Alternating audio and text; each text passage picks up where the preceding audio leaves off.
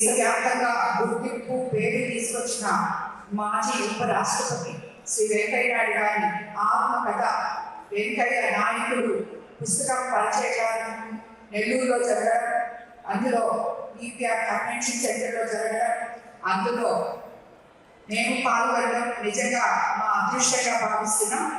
ఈ కార్యక్రమానికి ఈ చేసిన మాజీ ఉపరాష్ట్రపతి వెంకయ్య నాయుడు గారికి నా హృదయపూర్వక నమస్కారాలు తెలియజేసుకుంటున్నాను. అలాగే వేదిక మీద మంత్రులకు, ఎంపీలకు, తోటి శాసనసభ్యులకు నా నమస్కారాలు. అలాగే వేదిక మీద ఈ పుస్తకం రచించిన మాషమ్మ గారికి నా నమస్కారాలు, సోదరి దీపాకి నమస్కారాలు తెలియజేసుకుంటున్నాను. ముందుగా చెప్పాలంటే వెంకయ్య నాయుడు గారి గురించి మాట్లాడే రాజకీయ అనుభవం నాకు లేదు, కానీ ఆయన ఆత్మీయతని ఎప్పుడూ ఒక కుటుంబ సభ్యురాలుగా ఎంపీ గారితో కలిసి చదివి చూసిన నేను ఆయన గురించి చదివిన కొన్ని మాటలు మాత్రమే ఈరోజు నేను మాట్లాడాలనుకుంటున్నాను. ఆయన వెంకయ్య నాయుడు, ఆయన కథ వెంకయ్య నాయకుడు. నాయుడు గారు నాయుడిగా మారిన తీరు లేదు.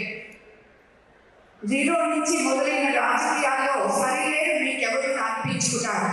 1978లో చాలా చిన్న వయసులో తొలిసారి ఉదయగిరి బరిలో నిలిచారు. అప్పుడు ఆయన పార్టీకి ఊళ్ళో పేరు లేదు, ఆయన చేతిలో రూపాయలు లేదు. పైకి లాగే ఎవరు పైకి లాగేవాళ్ళు లేదు, కింద నుంచి నెట్టేవాళ్ళు లేదు, పడితే లేపేవాళ్ళు అసలే లేదు.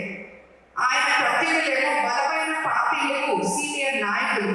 అప్పుడు నెల్లూరు జిల్లాలో ఇందిరా కాంగ్రెస్ 11లో 10 సీట్లు గెలిచింది.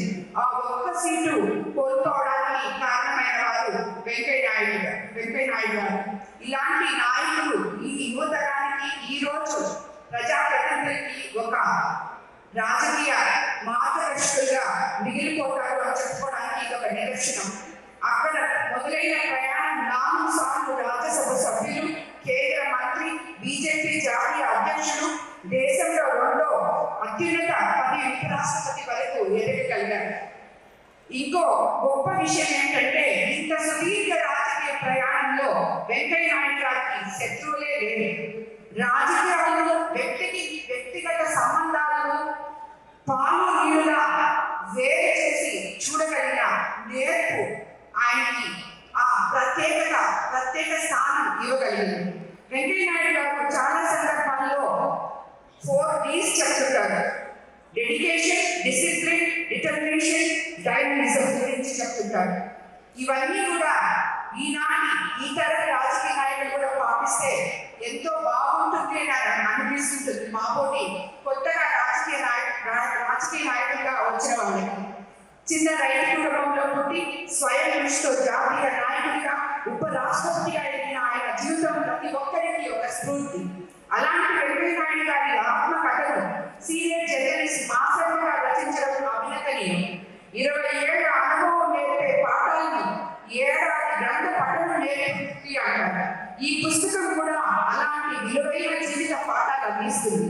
ఏ రంగంలో ఉన్న వారికైనా ఆయన అనుభవాలు మార్గదర్శకంగా తెలుస్తాయి. ముఖ్యంగా రాజకీయాల్లో ఉన్న వారికి, రావాలనుకున్న వారికి ఈ ఆత్మకథ ఒక భగవద్గీత లాంటిది. ఈ పదవిలో ఉన్న తెలుగు భాషను, పుట్టిన నేలను ఎప్పుడూ మర్చిపోలేదు. నెల్లూరులో స్థాపించిన స్వర్ణ భారత్ ట్రస్ట్ ద్వారా అనేక సేవా కార్యక్రమాలు కొనసాగిస్తున్నారు.